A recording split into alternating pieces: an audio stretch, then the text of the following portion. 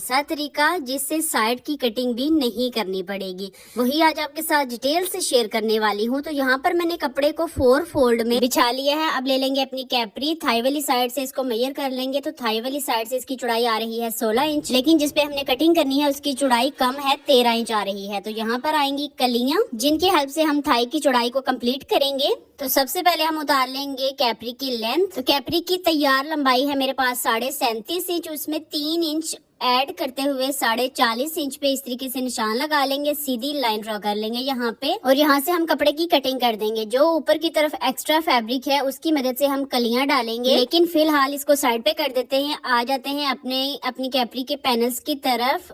कपड़े को खोल लेंगे, जो बंद वाली साइड है वहां से भी हम फैब्रिक की कटिंग कर लेंगे और दोनों पार्ट को हम अलग-अलग कर लेंगे। अब देखिए कटिंग करने के बाद हम इनको किस तरह से फोल्ड करके रखेंगे, ध्यान से देखिएगा। दोनों को सेंटर में से फोल्ड करेंगे, दोनों की सीधी साइड आपने अंदर की तरफ रखनी है और दोनों को आपने आमने सामने रख लेना है, ठीक है। दोनों की जो खुली वाली साइड होगी वो आमने सामने रखनी है। ये देखिए इस तरीके से मैंने दोनों को आमने सामने रख लिया और जो इनकी खुली साइड है वो मैंने सेंटर में रखी है, ठीक है। अब देखिए ऊपर वाले पार्ट को हम उठा के पीछे करेंगे और 2 इंच यहाँ पे कपड़ा छोड़ देंगे। ये देखिए 2 इंच, यानी नीचे वाला कपड़ा हमने 2 इंच एक्स्ट्रा कर लेना है और ऊपर वाले को पीछे कर लेना है।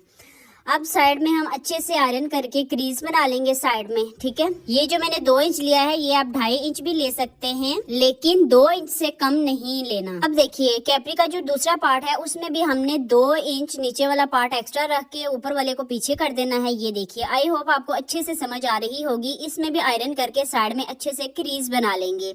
ये देखें करीब से आपको दिखा रही हूँ, 2 इंच हमने नीचे वाले पार्ट को बढ़ता हुआ रखा है। यहाँ पर बंद वाली साइड है जहाँ पे हम सिलाई लगाएंगे, हमने क्रीज बना ली है दोनों पार्ट्स में। ये देखें दोनों पार्ट्स में आपने 2-2 इंच एक्स्ट्रा लेना है, 2.5 इंच भी ले सकते हैं। अब ऊपर है फैब्रिक की उल्टी साइड, अंदर की तरफ है सीधी साइड। अब जो हमने साइड में क्रीज बनाई थी वहां पे हम सिलाइयां लगाएंगे, ठीक है। बारीक सी सिलाई हमने लगानी है। ये देखिए हमने फोल्डिंग की थी, साइड में हमने आयरन की मदद से क्रीज बना ली थी। तो यहाँ पे आपने बारीक सी सिलाई लगा लेनी है, ठीक है। अगर आपने 2.5 इंच एक्स्ट्रा लिया है तो आप एक पैर की सिलाई भी लगा सकते हैं, लेकिन मैंने कम लिया है तो मैं यहाँ पे बारीक सी सिलाई ही लगाऊंगी। तो यहाँ पर देखिए एक पार्ट में मैंने सिलाई लगा ली है, सेम ऐसे ही हम दूसरे पार्ट में भी सिलाई लगा लेंगे। तो हमारी ये सिलाई बिना साइड की कटिंग किए कैपरी का फ्रंट पार्ट चौड़ाई में कम और बैक पार्ट चौड़ाई में ज्यादा शो करेगी, ठीक है। आई होप आपको समझ आ गई होगी। बहुत ही ज्यादा आसान तरीका है।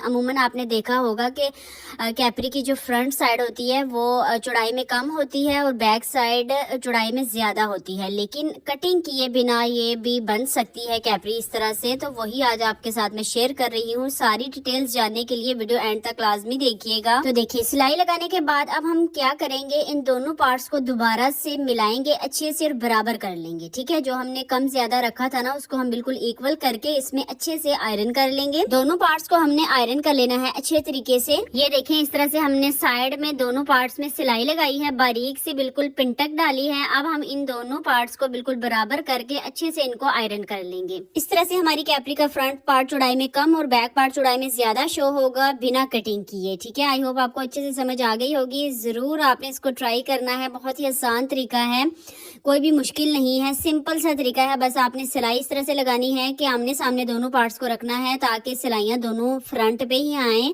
अगर आप आमने सामने रख के सिलाई नहीं लगाएंगे तो एक सिलाई बैक पे चली जाएगी और एक सिलाई फ्रंट पे आ जाएगी, ठीक है। इसलिए आपने यही तरीका फॉलो करना है जो मैंने बताया है। दोनों पार्ट्स को हम अच्छे तरीके से आयरन कर लेंगे। अब दोनों पार्ट्स को हमने अच्छे से आयरन करके दोबारा से सेंटर में से फोल्ड करके एक दूसरे के ऊपर अच्छे तरीके से बिछा लेना है। बंद वाली साइड मैंने अपनी तरफ रखी है, खुली वाली साइड दूसरी तरफ है। ये देखिए अब करीब से भी आपको दिखा देती हूँ। दोनों सिलाइयां आमने सामने आई हैं जो हमने पिंटेक्स बनाई थी। ये देखिए दोनों सिलाइयां अंदर की तरफ हैं, यानी आमने सामने हैं। अब हम इसकी कटिंग स्टार्ट करते हैं। कैपरी की चौड़ाई को बढ़ाने के लिए हम डालेंगे यहाँ पे कलियां।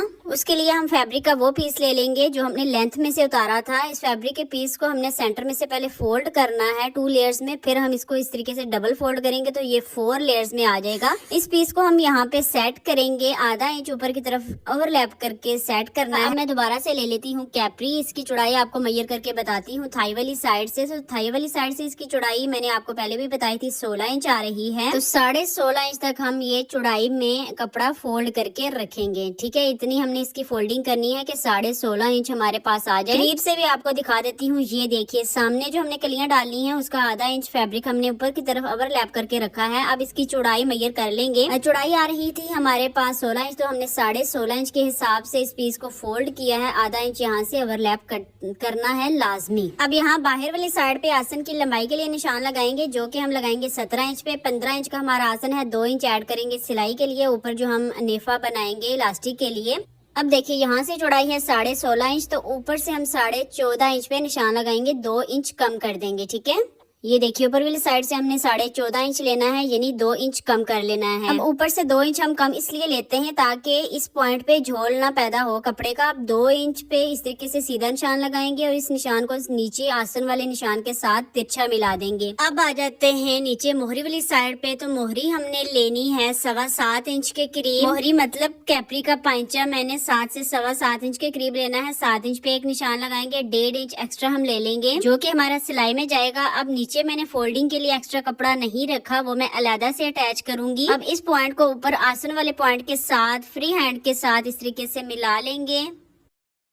आप चाहें तो यहाँ पे कर्व स्केल का भी यूज कर सकते हैं। तो कैपरी की मार्किंग हमारी कंप्लीट हो चुकी है। अब हम इस मार्किंग के ऊपर इसकी कटिंग कर लेंगे। तो ये है बहुत ही आसान तरीका, लेकिन कुछ लोग इसमें भी काफी ज्यादा नेगेटिविटी निकालेंगे। कोई ना कोई पॉइंट वो निकाल ही लेंगे जिससे वो कहेंगे कि ऐसा नहीं ऐसा होना चाहिए था। लेकिन ऐसे लोगों को इग्नोर करने के अलावा कोई ऑप्शन नहीं है। अब जो कलियों की बंद वाली साइड है उसकी भी हमने कटिंग कर लेनी है। तो 4 कलियां हमारे पास आ चुकी हैं। दोनों पार्ट्स के लिए 2-2 कलियां इस तरीके से ये ज्वाइंट होंगी। कली की सीधी साइड अंदर की तरफ और कैपरी की सीधी साइड अंदर की तरफ रखते हुए कली की जो लंबी वाली साइड होगी वो हमने कैपरी के साथ मिलानी है और यहाँ पे सिलाई लगा के इनको अटैच कर लेना है। ये 2 कलियां दूसरे पार्ट्स के लिए होंगी। तो अब हम चलते हैं स्टिचिंग की तरफ।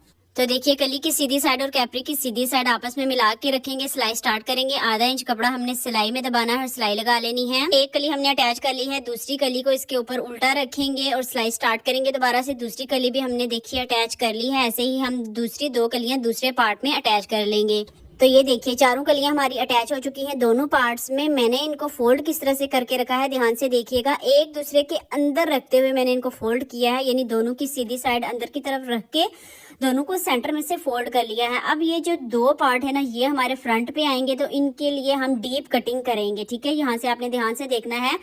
आसन वाली साइड से हम 1.5 इंच नीचे की तरफ निशान लगाएंगे। इस निशान को यहाँ पे मिला देंगे कॉर्नर पे। ठीक है, ये कटिंग आपने बहुत ही ज्यादा ध्यान से करनी है। इस तरह से जो हमारा फ्रंट वाला आसन होगा वो डाउन होगा और बैक वाला आसन हमारा अप होगा, यानी लंबाई में ज्यादा होगा। ये देखिए अब 2 पार्ट्स की हमने सिर्फ कटिंग करनी है, चारों की कटिंग नहीं कर देनी। ठीक है, ध्यान से आपने देखना है। यहाँ से 2 पार्ट को मैंने नीचे वाली साइड पे कर लिया है हल्का सा, ताकि आपको अच्छे से समझ में आ सके। कॉर्नर से कटिंग स्टार्ट करेंगे और ऊपर वाले 2 पार्ट्स की हम कटिंग कर लेंगे। ठीक है, बार बार आपको बता रही हूँ कि हमने इनकी फोल्डिंग किस तरह से की है। दोनों को एक दूसरे के अंदर रखा है। ठीक है, दोनों की सीधी साइड आपस में मिला के दोनों को एक दूसरे के अंदर रखा, फिर ऊपर वाले 2 पार्ट्स की हमने कटिंग कर ली है। अब आ जाते हैं पांचे वाली साइड पे। तो पांचे पे हम एक्स्ट्रा फैब्रिक लगाएंगे। उसके लिए मैंने 5 इंच चौड़ी और 20 इंच लंबी पट्टी ली है। जितनी आपकी मोहरी की चौड़ाई होगी उससे 2 से 3 इंच आपने एक्स्ट्रा लेना है। अब इस पट्टी को कैपरी की सीधी तरफ इस तरह से सेट करेंगे कि 1 इंच हमने बढ़ाते हुए इसको सेट करना है। ठीक है, दोनों की सीधी साइड मैंने मिला के रखी है आपस में। तो यहाँ पर मैंने पट्टी में एक सिलाई लगा ली है। अब इस पट्टी को पूरा कैपरी की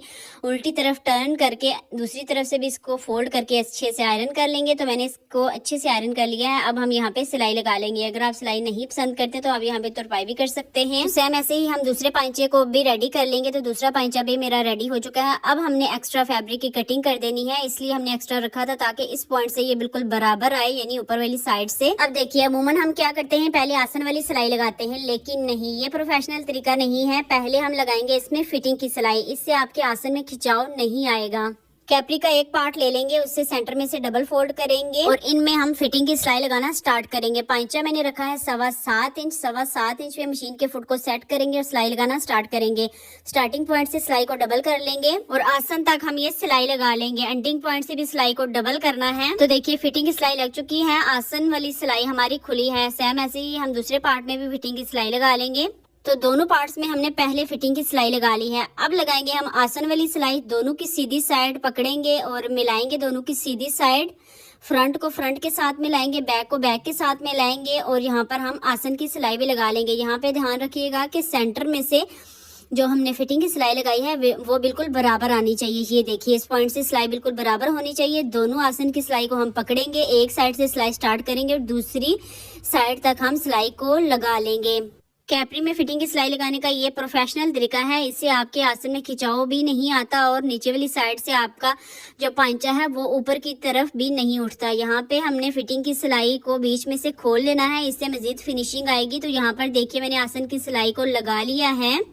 अब यहाँ पे एंडिंग पॉइंट पे भी हम सिलाई को डबल कर लेंगे ताकि खुले नहीं। तो यहाँ पे आप देख सकते हैं कि आसन वाली साइड पे जरा सा भी खिंचाव नहीं आया। यहाँ पे आपको कट्स लगाने की भी जरूरत नहीं पड़ेगी। उसके बाद रह गया था इलास्टिक वाला काम, जो कि मैं अपनी पिछली वीडियो में डिटेल से शेयर कर चुकी हूँ कि इलास्टिक मैंने कैसे डाला है। बजाय इसके कि आप कॉमेंट करें कि इलास्टिक कैसे डाला है, आप मेरी पिछली वीडियो देख लीजिएगा। तो ये रही हमारी कैपरी की फाइनल लुक। आप देख लीजिए कि साइड कटिंग किए बिना हमने इसको ये लुक दी है कि इसका फ्रंट पार्ट चौड़ाई में कम और बैक पार्ट चौड़ाई में ज्यादा है। ये वाली सिलाई वही सिलाई शो हो रही है जो हमने साइड में पिंटक बनाई थी बारीक सी। तो देखिए इसी सिलाई की वजह से फ्रंट पार्ट चौड़ाई में कम और बैक पार्ट चौड़ाई में ज्यादा आपको नजर आ रहा है। ये प्रिंटेड फैब्रिक था, प्लेन फैब्रिक पे आप बनाएंगे तो ये सिलाई ज्यादा प्रोमिनेंट होगी। तो ये रही इसकी फाइनल लुक। तो कैसी लगी आज की वीडियो आपको, मेरे साथ लाजमी शेयर कीजिएगा। आई होप आज की वीडियो आपके लिए यूजफुल रही होगी। वीडियो पसंद आए तो प्लीज अच्छा सा कमेंट करना मत भूलिएगा। मेरे यूट्यूब चैनल को लाजमी सब्सक्राइब कर लीजिएगा।